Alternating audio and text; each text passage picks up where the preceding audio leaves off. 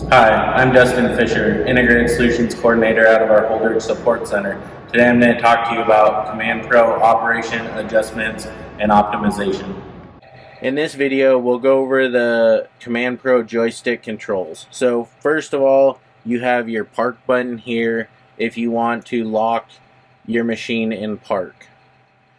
Down here you see the neutral button. That will shift your tractor into neutral if you're folding or unfolding a pull type planter and need your machine in neutral to move back and forth. This button on kind of the bottom of the joystick here that your thumb can rest against, that's your aggressiveness for the shuttle shift. So you have high, low, and medium, and that is how aggressive it goes from forward motion to reverse motion and speeds up.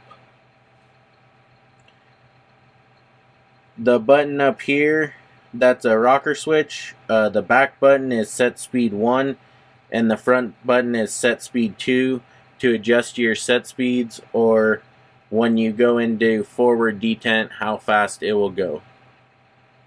Down here on the throttle you have your max 1, max 2 RPM, which will be set up in the engine settings in a later video.